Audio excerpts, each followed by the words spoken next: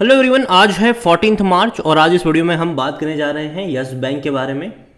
आज एक खबर आई और यस बैंक के शेयर में तकरीबन 6% की तेज़ी अब देखने को मिल रही है। 22 रुपये पर शेयर चला गया। एक बहुत बड़ी खबर आई और जिसने पूरा गेम पलट दिया। और खबर है यस बैंक को बिकने को लेकर, बात करेंगे उसके बारे में। लेकिन उससे पहले अगर आपने अभी तक चैनल को सब्सक्राइब नहीं किया तो प्लीज़ अभी इसे सब्सक्राइब कर लीजिए, क्योंकि आगे भी बहुत सारे वीडियोज़ हैं जो आपको काफ़ी ज़्यादा हेल्प करेंगे। तो यहाँ पर अगेन ये जो खबर आई है वो कोई कंफर्म न्यूज़ नहीं है, ये मार्केट में उड़ती उड़ती अफवाहें हैं। और अफवाहों ने आज यहाँ पर 6% की तेज़ी दिखाने का काम करा है और 22 रुपये पर शेयर को पहुँचा दिया है।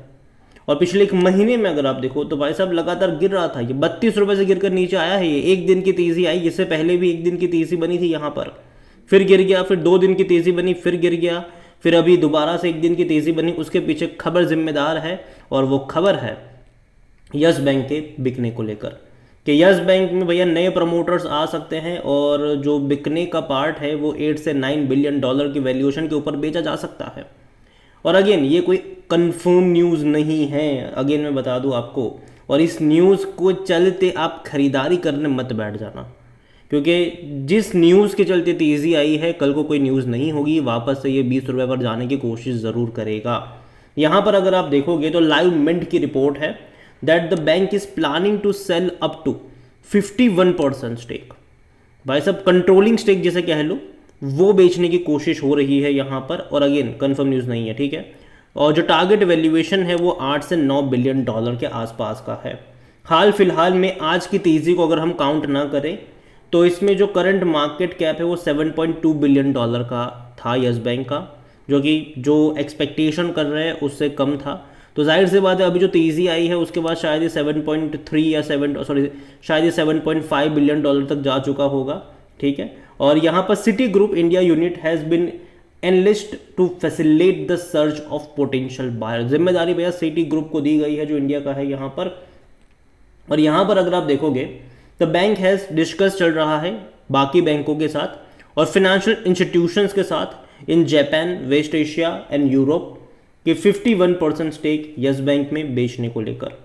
यहाँ पर अगर आप किसी भी बैंक में 26% से ज़्यादा का अगर आप होल्ड करते हो तो उसके लिए आपको आरबीआई का अप्रूवल लेना ज़रूरी है for any new promoter holding, ठीक है, उसके लिए।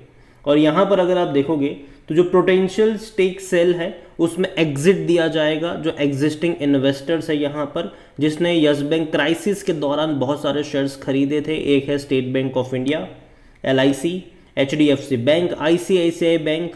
और अगेन मैं इससे थोड़ा बहुत डिफ़र करता हूँ। मुझे लगता है कि अभी हाल फिलहाल में ही जहाँ HDFC बैंक ने इंटरेस्ट जताया था RBI से कि भाई साहब हम और एडिशनल स्टेक खरीदना चाहते हैं, तो यहाँ पर वापस से अगर बेचने वाले की लिस्ट में अगर मैं HDFC बैंक को देख रहा हूँ, जो कि अगेन उड़ती उड़ती अफवाह भरे ही है, लेकिन थोड़ा सा अजीब ज़रूर है यहाँ पर। अगर आप देखोगे यहाँ पर तो SBI यहाँ पर लार्जेस्ट शेयर होल्डर है, 29% का स्टेक उनके पास है। और it has assured the appoint investment banker the incoming promoter जो भी होगा वो 51% का स्टेक ओनर करेगा। मतलब SBI श्योर करेगा कि बाकी जो लोग हैं वो अपना स्टेक यहाँ पर बेचे और 51% का स्टेक कुल मिलाकर बेचा जाए, क्योंकि जाहिर सी बात है कोई 30% 32% का स्टेक खरीदने कभी नहीं आएगा। जो भी आएगा उसको भैया कंट्रोलिंग स्टेक चाहिए और वो तभी मिलेगा जब आपके पास 51% का ओनरशिप हो यहाँ पर। हालांकि मुझे लगता है कि ये नहीं होने वाला है बहुत जल्दी, क्योंकि एक प्राइम एग्जाम्पल है IDBI बैंक, ठीक है। IDBI बैंक एक प्राइम एग्जाम्पल है कि लंबे समय से कोशिश चल रही है IDBI बैंक के शेयर को बेचने को लेकर, लेकिन अभी तक कोई पोटेंशियल बायर अभी तक मिला नहीं है। तो ऐसे में यस बैंक में भी बिक्री को लेकर मुझे लगता है कि शायद उतना जल्दी कोई मिलेगा नहीं। और जिस खबर के चलते आज तेज़ी देखने को मिली है, 1-2 दिनों बाद वापस शेयर वहीं पे चला जाएगा जहां से ये शुरू हुआ था। अगर हम वॉल्यूम देखें तो भाई साहब बहुत बड़ी क्वांटिटी में ट्रेडिंग चल रही है। 24 करोड़ शेयर ट्रेड हो चुके हैं, ऑलमोस्ट 24 करोड़। और ये बड़ा नंबर है। देखिए आज 6% भाग रहा है, अच्छी बात है, अच्छी बात है। खबर के चलते भाग रहा है, अच्छी बात है ये। लेकिन मुझे लगता है कि खबर के चलते जो शेयर में तेज़ी आती है वो टेम्पररी होती है। वापस से आपको यहाँ पर डिक्लाइन एक्सपेक्टेड होने चाहिए आने वाले टाइम में, क्योंकि जो स्टेक बेचने को लेकर है भाई साहब 51% स्टेक को एकदम से नहीं होगा। ये बहुत लंबा वक्त आपको वेट करना पड़ेगा। और पहली बात तो ये है कि आईडीबीआई बैंक में नहीं बिक रहा है, यहाँ पर कैसे होगा किस तरीके से होगा ये तो आने वाला वक्त ही बताएगा। जबकि आईडीबीआई बैंक में जो दो लोग बेचने के लिए तत्पर है, चाहे वो गवर्नमेंट हो या फिर एलआईसी हो, वो दो ही लोग हैं, ठीक है। यहाँ पे तो बहुत सारे लोग चाहिए होंगे, इनको बहुत सारे लोग चाहिए होंगे, क्योंकि यहाँ पर एसबीआई के पास 29% का स्टेक है, बाकी के स्टेक्स उनको बाकी बैंक से लेने पड़ेंगे कि भाई चलो आप भी बेचो, उनको कन्विंस करना पड़ेगा। यहाँ पर एलआईसी को तो चलो वो लोग कर लेंगे, बाकी लोगों को भी कन्विंस करना पड़ेगा। और जहाँ एचडीएफसी और ख़रीदना चाहता था, तो मुझे लगता नहीं है कि वो बेचने के लिए आगे आएगा। अगेन ये मेरा पर्सनल ओपिनियन है, मैं गलत भी हो सकता हूँ। यहाँ पर मार्केट कैप इसका 63,000 करोड़ के आसपास का 64,000 कह लो अभी देखने को मिल रहा है। और अगर आप बैंक को देखोगे तो according to Moneycontrol user 80% लोग कह रहे हैं खरीदारी करो, 20% लोग कह रहे हैं यहाँ पर कि बेचो और भाग जाओ। अगर आप इस बैंक को लेकर देखो तो देखो अभी डिविडेंड की जहाँ तक बात हो तो वो पे नहीं कर रहा है, रीज़न की वजह से मुश्किल से मुश्किल थोड़ा बहुत प्रॉफिट है। और अभी जिस तरीके से इक्विटी इन्फ्यूजन हुआ है यहाँ पर, मुझे लगता नहीं कि डिविडेंड ये पे करेंगे। रीज़न ये है कि अगर 10 पैसा भी अगर डिविडेंड पे करेंगे तो भाई साहब बहुत सारा पैसा इनका चला जाएगा, जितना प्रॉफिट भी नहीं हो रहा है। ठीक है, बहुत सारा इक्विटी इन्फ्यूजन हुआ है यहाँ पर, बहुत सारा इक्विटी इन्फ्यूजन हुआ है। तो 10 पैसा भी अगर डिविडेंड के तौर पर देंगे तो उतना तो ये साल का कमाते भी नहीं है, मतलब क्लोज टू क्लोज उतना ही कमाते हैं, उसके आसपास का ही होगा यहाँ पर। तो ये प्रॉब्लम यहाँ पर है। तो मुझे लगता नहीं कि डिविडेंड तो यहाँ पर आपको मिलेगा, और मिलेगा तो बहुत ही छोटा वाला डिविडेंड यहाँ पर हो सकता है। अगर आप यस बैंक के वैल्यूएशन की बात करोगे तो 58 का पी है इसका, सेक्टर P20 के आसपास का है। कोई भी एनालिस्ट खरीदारी करने की बात नहीं कर रहा है। फिनेंशियल्स अगर आप इस बैंक के देखोगे तो देखने में आपको अच्छे लग सकते हैं कि भाई साहब इनके रेवेन्यू में लगातार तेज़ी है, ये एक अच्छा पॉइंट है, ठीक है। लेकिन प्रॉफिट में वो तेज़ी देखने को नहीं मिल रही है।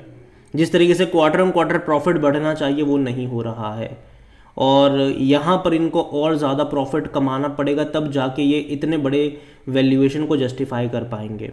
यहाँ पर अभी जब ये 32 रुपये के आसपास शेयर गया था, तब इसका जो मार्केट कैप था वो 90,000 करोड़ चला गया था। ये मार्केट कैप इसका प्रीवियसली तब था जब शेयर 400 रुपये के आसपास ट्रेड कर रहा था, जब इनके बहुत अच्छे दिन चल रहे थे। तो जाहिर सी बात है 32 रुपये का लेवल ये जस्टिफाई नहीं कर पाएगा जब भी तेज़ी आएगी तब। और कहीं ना कहीं यस बैंक को और ज़्यादा पैसा कमाना पड़ेगा। रीज़न सिंपल सा है कि भाई इक्विटी इन्फ्यूजन बहुत ज़्यादा हुआ है। जब यस बैंक क्राइसिस आया था, ठीक है, जब यस बैंक क्राइसिस आया था तब अगर आप देखो तो 10,000 करोड़ रुपए रेज करे गए थे 10 रुपए के भाव पर इक्विटी देकर, मतलब 1,000 करोड़ शेयर्स और जोड़े गए थे। दोबारा जब 15,000 करोड़ रुपए रेज करे गए तब 12-13 रुपए के भाव पर इक्विटी इन्फ्यूजन हुआ था, मतलब 1,200, आप मोटा मोटी पकड़ के चलो 1,200 करोड़ शेयर्स, मतलब कुल मिलाकर 2,200 करोड़ शेयर्स। यहाँ पर आप खुद सोचिए, अगर कंपनी 1 रुपये का डिविडेंड भी दे तो भैया 2,200 करोड़ रुपए का डिविडेंड इनको देना पड़ेगा, जितना तो कंपनी सालाना प्रॉफिट भी नहीं कमा पा रही है। अगर 50 पैसे का भी डिविडेंड दे तो भी 1,000 करोड़ से ज़्यादा का ही इनको डिविडेंड देकर मतलब पे करना पड़ेगा, जितना कंपनी कमाती भी नहीं है। वो तो मैं बात कर रहा हूँ सिर्फ जो इक्विटी इन्होंने अभी हाल फिलहाल में इन्फ्यूज़ करी उतनी ही, जो पहले से थी वो तो अलग की बात है। तो नंबर ऑफ शेयर्स बहुत ज़्यादा है यहाँ पर, और यही वजह है कि मुझे लगता है कि कंपनी डिविडेंड तो कभी पे नहीं करेगी यहाँ पर आने वाले टाइम में, क्योंकि अगर पे भी करी तो बहुत चंदी वाला वो ये होगा डिविडेंड, तो पे नहीं करेगी। लेकिन पैसा बहुत ज़्यादा इनको कमाना पड़ेगा तब जाके कर पाएंगे, वरना दिक्कत होगी। शेयर होल्डिंग अगर आप देखो यहाँ पर तो प्रमोटर जो थे राणा कपूर एंड फैमिली वो तो यहाँ से निकल लिए हैं। यहाँ पर डोमेस्टिक के पास 42.06% का स्टेक है। अगर सारे डोमेस्टिक बेच भी दे, ठीक है, तो भी 51% नहीं होता है यहाँ पर। एफआईएल्स 23.79% का है यहाँ पर। तो कहीं ना कहीं बाकी लोगों का भी बेचना ज़रूरी है। तो देखो ये जो डील है अभी चर्चा है, मुझे लगता है कि ये बहुत ही इनिशियल फेज़ पर है। यहाँ पर लॉन्ग टर्म के लिहाज से कुछ भी कहना मुश्किल है, और यही वजह है कि आज तेज़ी बनी ज़रूर है, लेकिन कल क्या होगा ये कहना यहाँ पर मुश्किल है। तो एटलीस्ट मैं आज तो अवॉइड करूँगा इस तेज़ी में। देखो मैं पहले भी बोल चुका हूँ, मुझे 18 से 20 रुपये का लेवल यहाँ पर अच्छा लगता है। अगर ये उस लेवल पे जाता है तो तब खरीदारी करने के मौके आपको ढूंढने चाहिए, ना कि इस लेवल पर। और 18 से 20 रुपए के लेवल पर भी एक बहुत सारी क्वांटिटी भी नहीं खरीदनी चाहिए, इनिशियल बाई कर सकते हो। उसके बाद 15-16 रुपए का जो लेवल है वहाँ पर एवरेज करने के मौके ढूंढने चाहिए, और नज़रिया आपका होना चाहिए कम से कम 2 या 3 साल का, तो ही एंट्री करो। 2-3 महीने का हो तो गलती से भी मत आ जाना यहाँ पर। लॉन्ग टर्म का लिहाज, मतलब लॉन्ग टर्म का नज़रिया हो तो ही एंट्री करना, शॉर्ट टर्म का हो तो यहाँ पर मत पड़ना, क्योंकि टाइम लगेगा लंबे समय तक। ये आज जो इसने तेज़ी दिखाई है वापस ये नीचे की तरफ भी जाएगा, फिर लंबे समय के लिए 18 से 20 रुपए के आसपास ये टाइम लेगा, काफ़ी लंबा टाइम लेगा, फिर दोबारा तेज़ी के लिए तैयार होगा ये। तो वेट एंड वॉच, सिंपल सी बात है। आज की तेज़ी जो आई है उसके पीछे खबर जिम्मेदार है, और मुझे लगता है कि जो खबर आई है वो टेम्पररी वाली फेज़ है यहाँ पर, उसके चलते मैं कोई उतना बड़ा ग्रोथ एक्सपेक्ट नहीं कर रहा हूँ। 7% की तेज़ी है, और अगेन जिनके पास है वो होल्ड कर सकता है, लेकिन नज़रिया लॉन्ग टर्म का होना चाहिए, ठीक है। शॉर्ट टर्म का है तो प्रॉफिट टेकिंग के मौके बनेंगे हर एक राइज पर, ये मेरा मानना है। बाकी मर्जी आपकी है। वीडियो को यहीं पे एंड करूंगा। पसंद आया हो तो लाइक करें, शेयर करें। चैनल पर अगर पहली बार हैं तो प्लीज़ सब्सक्राइब करें। और यस बैंक के बारे में आप क्या सोचते हैं? जो खबर आई है भैया, इतने सारी जो 51% स्टेक बेचने को लेकर, उसके बारे में आप क्या सोचते हैं वो भी आप मुझे कमेंट में लिख के बता सकते हैं। Thank you.